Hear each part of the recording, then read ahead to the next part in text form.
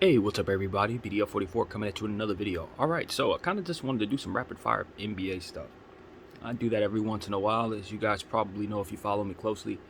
Sometimes I just want to turn on the camera, don't have anything planned in mind. What came to mind was what I just saw the Dallas Mavericks do. We've talked about the trade already, where they were able to get Christian Wood for 4 expiring contracts and a late first rounder.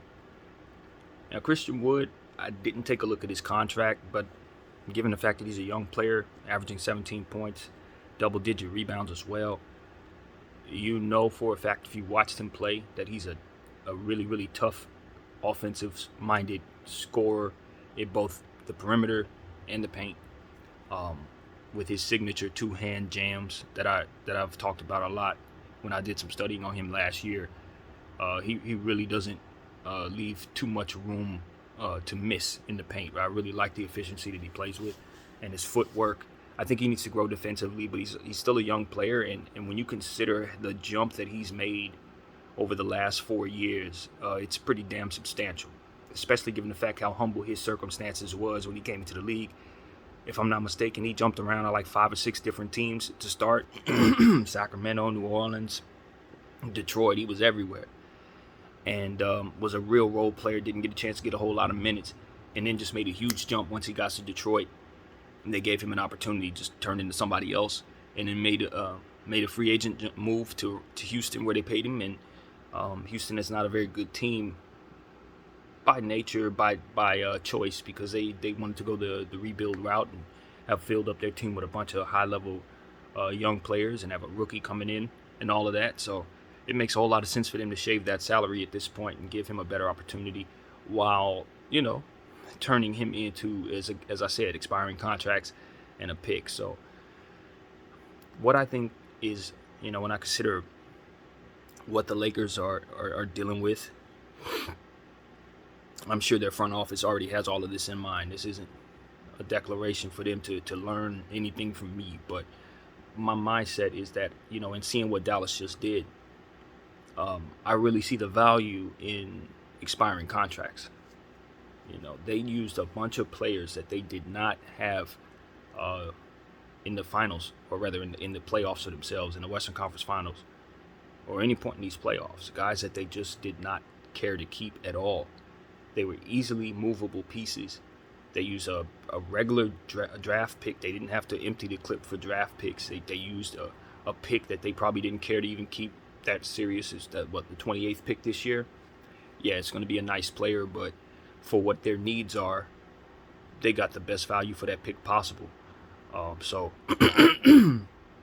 well, assuming the pick doesn't turn into sometime a Hall of Fame player, maybe, but even so, that doesn't matter, because as we've talked about enough times, if you're trading picks, it's not the player that you're trading, it's the option of many players that you're trading. So even if the player that the other team chooses turns out to be a Hall of Famer, that's not what you traded. You traded the option for them to choose that player or anyone else. So that's why it holds the value that it does. And I think if you're the Lakers, or a team like the Lakers who are in a situation where you don't have your picks, when you start thinking about the things you want to look for in a trade market with the assets that you are able to move, expiring contracts, yeah, on top of course, picks of both the first and second kind, and swaps and all different types of picks, I think the next best thing is expiring contracts. The next best thing is expiring contracts. And if you're the Los Angeles Lakers, you could see around the landscape, we should be targeting trying to acquire expiring contracts over the next several years. Now, of course, we have one of the most important expiring contracts in the league right now, in Russell Westbrook's. Even though it's so expensive, I don't look at that as a negative. I look at that as a positive. As we've talked about him many times, because it's such an expensive contract, you can free up that amount of money with it. Like, let's say, and I've said this so many times, so forgive me, but let's say I want to get rid of some contracts that I hate, which I think at least every team has at least one of them. Russell Westbrook's contract expires, and it allows me to free up that cap space immediately. That value is substantial. That's not minor. When you consider some of the contracts that are running around this league, guys that are making $40 million over 3-4 years who aren't going to play but $5 million worth of basketball next season, yeah, Russell Westbrook's contract is not something they should be looking at saying, oh my God, I don't want nothing to do with that. No, you should be saying, yes, bring that to me. We will suffer Russell 1 year, and then we'll free up all of that money at once. And see, that's what I know. That's what I understand. And so when it comes to something like that, it's like, yo, the Russell Westbrook contract or any other expiring contract around the league, whether it's attached to a great player or a struggling player, it should be considered as something worth having for that purpose. Because when you can free up that amount of money in one setting in the NBA, it opens up possibilities to improve your team in wild ways. Wild and crazy ways. I look at what Dallas just did. You know, I look at a Davis Bertans contract. Player who played really well for them in the playoffs, but is widely understood to have a contract that's not desirable around this league. You know what Dallas can do next year in free agency?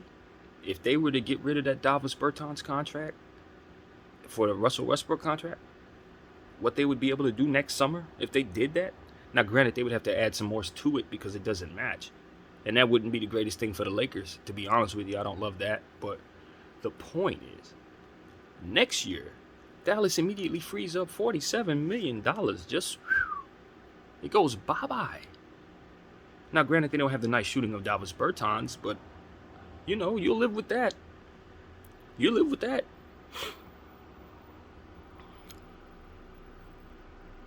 I mean, I look at that and I say, look, everybody should be looking for expiring contracts. Everybody should value their expiring contracts to some degree. You know what I mean? Even if they're not the most desirable thing, you're going to free up $47 million.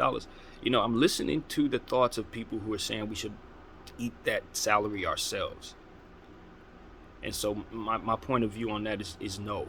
I've thought that through, and I don't think we should play Russell Westbrook at $47 million this year because we do need it in other areas. Now, see, that's the problem. A team acquiring that $47 million for this upcoming season, there's two things that I'm expecting them not to have necessarily. Championship aspirations for this upcoming season, right?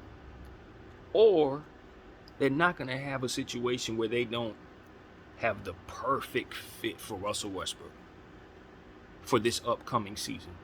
And if that's the case, they're probably going to look to re-sign him at a much lesser price. They want him to be a part of their future. As to which I just tell them to wait a year. Don't acquire that contract at all. That makes no sense.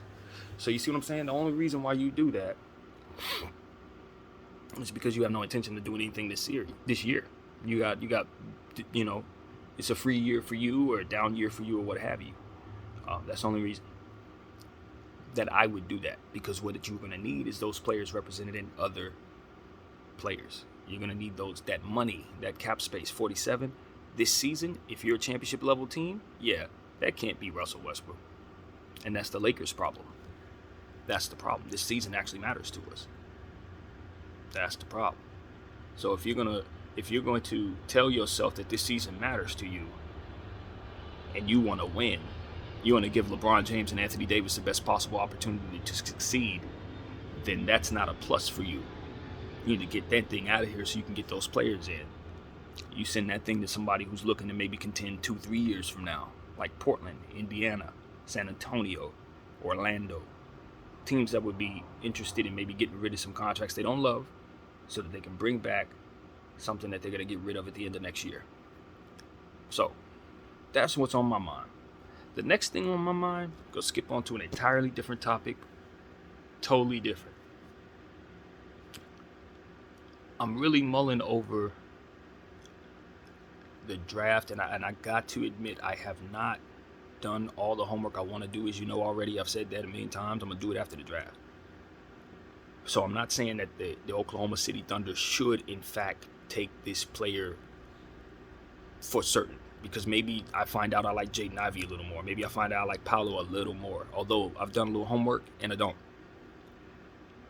Chet Holmgren should not fall past 2, based on what I've seen.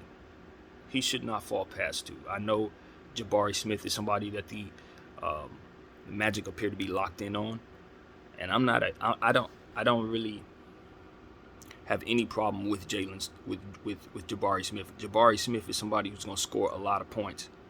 A lot of points. He got a straightaway jumper all over the court. It's just going to be very, very difficult to stop him ever. I already see that. He's an elite level jump shooter. But he does have some significant holes that he's going to have to work around, and the team that drafts him is going to have to respect certain aspects of his game that he's just not going to be elite at.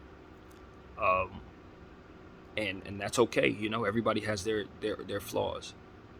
But one of the things that concerned me there is that they're passing up on a guy who's really, really going to be dominant defensively.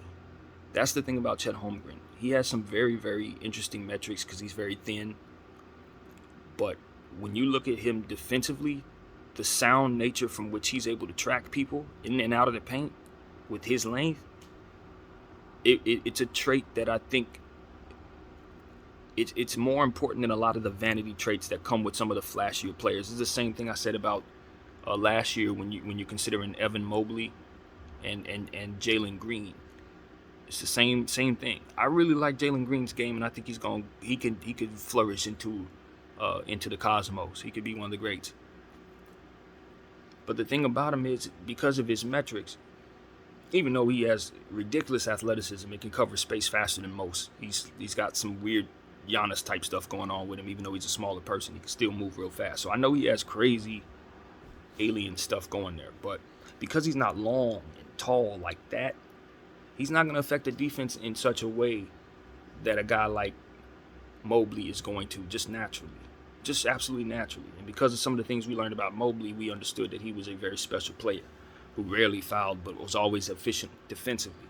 Now, I don't think I don't think Chet has that type of thing to where he has like crazy mathematics that tell you he's the greatest defender. But the eye test, when you consider all that's going on in the Eastern Conference with players who were so dominant defensively at both Miami and Boston, and, you know, you look at Milwaukee, these are all fantastic defensive teams. It's the return of defense. I think Chet could be very special defensively. And I know he has offensive talent too, which is why he's up in the cosmos in terms of a top 2 pick, right? That's why he's considered a top 2 pick, because his offensive talent is just fine. But it's the defensive side that I would be drafting him for. It's the defensive side, because he is one of those guys who, if you develop him properly, he can be a defensive player of the year candidate. I believe he's one of those guys. Too long, too sound, stays down, smart, and is just going to continue to track you, make good decisions from what I've seen in the reads. And this is early, mind you. He ain't even made the league yet. So he's already got these intangibles before he gets here. And why I think OKC specifically, and I've said this already, is because I think they have a player in Poku, and I've never been able to say his name correctly, but Poku has the same body type. And while most people would say that's a negative, why the heck you want to double down on that same thing? The same reason why Cleveland doubled down on that same thing. Because when you have that type of length on the floor, it's disruptive. Extremely disruptive. On rookie contracts, both of them. And then you got Lou Dort, one of the best defenders in the league. Shai Gilgeous-Alexander, one of the best stars in the league. Josh Giddey, who's going to be one of the best stars in the league one day. Like, I'm already seeing what OKC's putting together. And Paolo is a fantastic scorer. They can take a look there. But to continue what it is that they already have in place, in my opinion, it's not about scoring necessarily. You got to get better defensively. You got to continue to build and give Lou Dort and those guys. And it's more of them. Baisley, they got so many young players that are long. Give them another defensive player that has that type of length. Poku is a player who's had a lot of struggles I've seen. But it's still extremely early. I just envision him and Chet in the same lineups or interchangeably, and you have elite shot blocking, elite steals ability, elite defense on the floor 24/7. And I'm looking at Lou Dort tracking people around on the perimeter. That is scary, man. SGA's tracking people around the perimeter, and you got Poku and Chet in the paint. Long arms, spiders with rim protection, that is scary, man. I'm telling you, that's scary. And then you consider what Chet's going to do on the offensive end. Him and Giddey, the way they're going to be able to play off one another. SGA, the way he's going to be able to float around and do certain things. I look at the OKC Thunder. If Chet turns into what I think he can turn into, they can be a team that's going to be hard to deal with in the Western Conference for many years. And they're going to be able to keep up with some of these teams who have really, really serious offensive talent because of that defensive presence of those two long players. I like it. And then you're not even mentioning the other players they got, like Mann and, there's so many others. I can't even think of their squad at the moment, but they have a bunch of young players who they can do a lot with. Let's say they don't want to stay young. They don't have to. Now they can make a trade and get a player or two. Turn their entire situation around. And so that situation to me is very, very intriguing. The fit there is very intriguing. And I haven't done homework to say I'm certain, but I like what can happen there when you add that player to that situation. I really do. I like the potential there. Now, I'm not saying it's a home run. Certainly, you could see OKC doing other things, maybe even trading down. It might not be a bad idea to try to double down and get a little more value, I don't know. But I like Chet at OKC. I really like Chet at OKC. I like Chet there. And to be honest with you, I don't mind him at Orlando either. If Orlando decides, you know what, we're going to pass on Jabari and take Chet, I think that's okay too. But for Orlando, I think offense is probably a bit more of what they need to address. They've addressed defense a lot, and I know they're probably about to lose Mo Bamba, which is a lot of rim protection as well, so you consider what could be leaving, but they didn't use him properly anyway. They got Carter in place. He's the guy there, I believe. And their backcourt is set, so they definitely don't need any guards. Certainly do not need any guards. With Suggs in place, with Fultz in place, and of course with Anthony on the rise, no, with the type of jump Anthony made from year 1 to year 2, absolutely not. You keep that guard position free for those 3 players to continue to flourish. And if I'm them, I'm probably getting rid of Markelle Fultz. I like Markelle Fultz. I think he's got a future. I'm not one of those people that think his career is done. Not after what I just saw Andrew Wiggins do. Absolutely not. Not after what I just seen Anthony Simons become last season. Absolutely not. It takes time. Markelle Fultz is still very much a player you need to deal with. He's only, 25? Please. You think he's done? Stop playing around. I don't even think he's 25 yet. So, get him somewhere. Hell, bring him here. Bring him to the Lakers. That's somebody we need to take a look at. You talk about upside and what you need to do to try to hit a home run. That's somebody we need to get on this team. Because worst case scenario, he stays who he is, which is an injury-prone guy who can do a lot of things for you. Because he really is. Last time I saw him, he still looked pretty solid. He don't have to be the greatest player in the world, but he's a starter. That's what I'm telling you. He's a starter. And I don't think his contract's crazy. I don't think he's expected to get paid crazy because at this point he's a bust, which I don't subscribe to in regards to Markelle Fultz at all. But I just don't think he has a place in Orlando no more with those 2 players ascending like crazy and with these lottery picks that they got. I think it makes a lot of sense for the Lakers to try to swing a way to get him. We're the team that should be probably trying to do that. It should probably be us. Because it's a low-risk, high-as-hell reward. High as hell. Because best case scenario, we turn him into a lesser version of what it is he was drafted to be. I don't know if he'll ever be that guy, but I don't necessarily think it's impossible to think he could be either, especially when you consider what the issues he had were. He's had knee injuries and stuff like that, but he's a young player. The shoulder thing, that's long gone. It wasn't a mental thing from what I understand. I think we understood it to be a real physical issue. He's been working in Orlando for a couple years, He's probably healthy from the knee at this point or close to it. I think it's a good time for a team to try to swing to get Markelle Fultz, especially a team with a blank canvas and no assets. It should be us. It should be us. Mo Bamba should be us too, even though I think he's going to demand a little more money since he had a nice jump last year. But we've wanted Mo Bamba on this team for years. It should be us. So that right there, I'm just looking at my Lakers and I'm saying, okay, I'm looking at players. of that caliber who are considered busts, those guys' value are up because of Andrew Wiggins. He's raised the value on all guys who were drafted high but have not flourished. You know, it's a few of them around the league, man. So I think that's what our target should be, both G League guys and guys like that. Orlando got a bunch of them. This guy named RJ Hampton, I've been mentioning him a lot. I don't know where he's at, but I know he can ball a little bit. Take a flyer. You know, look around at certain players around the league.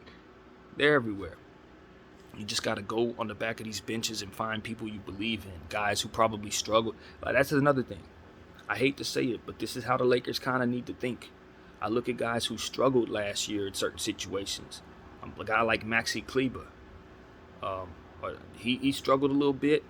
Maybe if he becomes a free agent, I'll pick him up.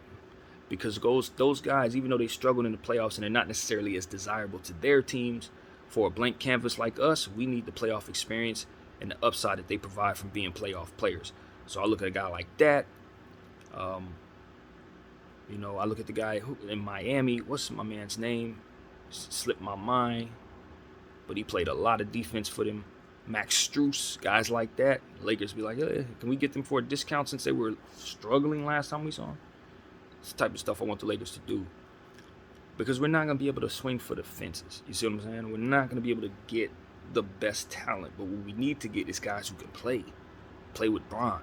Defensive guys. Because we don't need guys to be too talented. We don't have some of the issues that some of the teams they're leaving had scoring the ball. We're not going to have those issues. We're going to need them to do the things that they did and less of the things that they did wrong. And so that's how I'm thinking. Pick up two guys like that. I'd love to add them to this situation. You know, I've heard a lot about rumors about my man's, what's his name? I don't know why names are starting to slip my mind, but this one's ridiculous why it ain't in my mind right now. Anyway, he's requested a trade from Minnesota. Pat Bev. That's who it is. Name's slipping, but it's Pat Bev.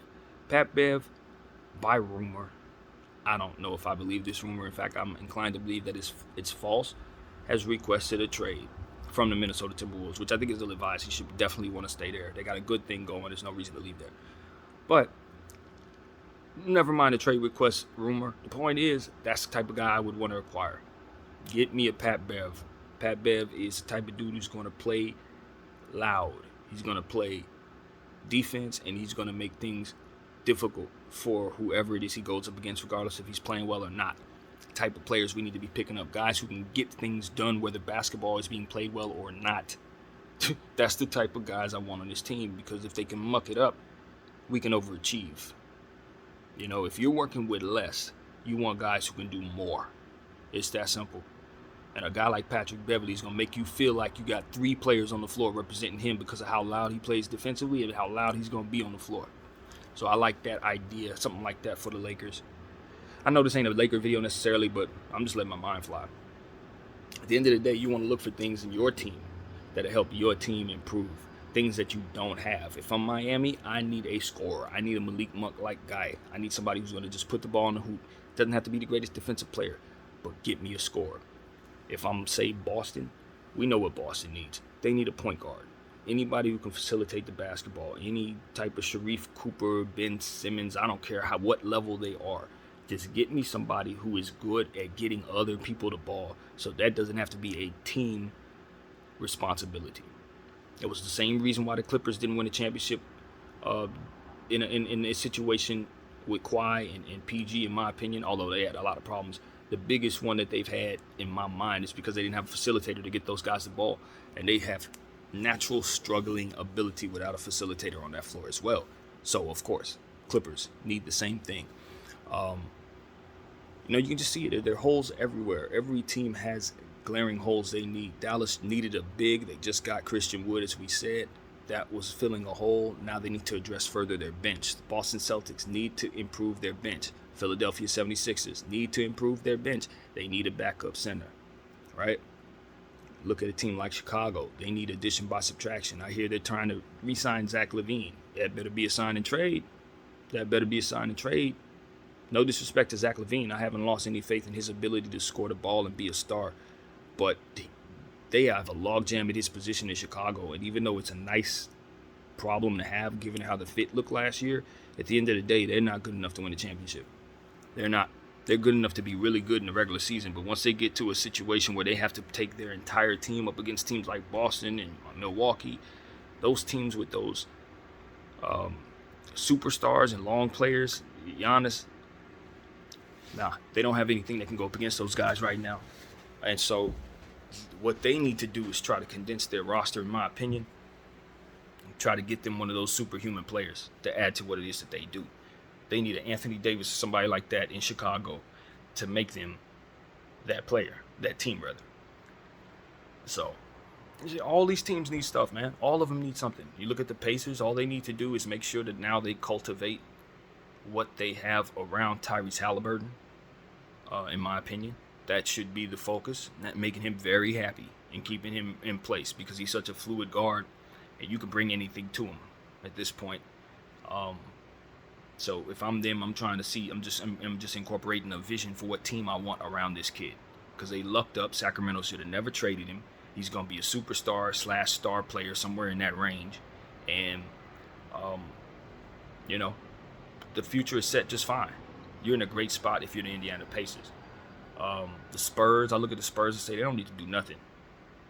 Nothing. Maybe they could retool, get a couple vets down there to help those youngsters come along. But now it's just about the jump that Murray's going to make, the jump that Johnson's going to make, the lottery pick that they're going to pick up, Primo and those guys, the jump they're going to make. They already got the talent down there. Walker. I don't know how many of those guys are going to be staying. Which brings me to another point. If you're a team in need of some young players, you can look at that San Antonio team. They got plenty of them. They got plenty of them. They got a couple guys on the back of that bench that got a lot of upside that probably aren't going to be used very much this upcoming season because of how their rotation is going to look. That's a team I'm going shopping in their closet. I'm going to get a couple of those players out of the back of that bench. So it's a lot of teams, man. It's a lot of stuff that can go on. Detroit's a team that's very intriguing to me. They got a whole lottery pick coming up on top of the Cunningham situation. Hayes is a player I'm looking at who's going to be better as he goes forward if he can stay healthy. Pay attention to him. He's going to be good. Everything Detroit got going on is interesting to me. Everything they got going on, because at the end of the day, they are a very big team with a lot of high-level lottery talent. You talk about Sadiq Bey, who took a huge jump last year. You know what I mean? That team is going to be a problem with Cunningham. So I like them. They could retool a little bit, get a little stronger, maybe bring in a star player or something like that to help push them further, quicker. But I wouldn't necessarily need to do that. I would let that timeline flourish naturally if I'm them. The New York Knicks. Now, look, I think the New York Knicks got a lot of problems, man. I'm not going to lie to you. I think the New York Knicks took some steps backwards in a real way this year. And I don't like the fit of Julius Randle on this team no more. I do not. I think they got too much. And I haven't thought this all the way through, so forgive me, Knicks fans. But it seems to me that they have too much offense and not enough defense going on. Now, of course, you love Robinson in place, but he's had issues staying healthy. Obviously, you like some of the other players that they drafted a couple years back. They drafted a guard who could really defend. I like Quickly a lot. He's a fantastic player. Obviously, Barrett. But the Juju piece, I just think now with all that has happened, he made an all-star team. He had a down year. Zion's coming back healthy. A lot of that comes together to make it look like, it's just time to move on from Juju. Because, at the end of the day, they want Zion. They want Donovan Mitchell. Okay, let's just be honest. The New York Knicks have their eyes on a Shaq and Kobe type duo with those two players in mind. That's what they have going on in their heads right now. That's the writing's on the wall. Zion Williamson, Donovan Mitchell, New York Knicks. I don't know if they're going to be able to pull it off, and I'm not going to lie to you. I don't know that they should necessarily look to put those two particular players together. Doesn't look like the craziest great fit. Donovan Mitchell could definitely shoot the ball. I'm not worried about that. Zion Williamson, he has a set shot from behind the arc, but I think the spacing could be funny. I wonder if the defense is going to be a little iffy there, depending on how they build. And it's the Knicks, man. The Knicks. This is what I want to see happen, and this is in nobody's control. This is within no one's control. I want to see the damn Knicks get the first pick in the draft at some point in my lifetime, man. Seriously, this is getting ridiculous. They have the worst draft luck of any team. Period. Like, period. I consistently, every single year, they're getting less than what they want. It's a running joke that is not funny at all. Um, at some point in time, you got to say, okay, enough. The Knicks got to get some luck going for themselves. They didn't get it this year. They got a lower pick than what they expected as usual. And if I'm a Knicks fan, I'm tired of that. I'm tired of that. I don't know if things are rigged against me or not, but I want them to rig it for me. Do me a favor and let the Knicks have a first pick in the draft for once in their entire lives, man. It's getting ridiculous. Patrick Ewing was drafted the year I was, born? Or was it 85? I don't know. Had to be 85. Seriously, man. The Knicks need some luck here. So, I could continue going around all these teams, man. It's 30 minutes in. I'm sure you're probably sick of hearing my voice already. So, I think I'll cut it off here. But what I will say is I thank you guys for watching. I got obviously more to say about everything. The NBA is going to be changing very quickly. So, as we continue to see the changes that are made, we will stay informed and keep you guys informed as well. My name is BDL44. Enjoy the draft on Thursday, and I'm out.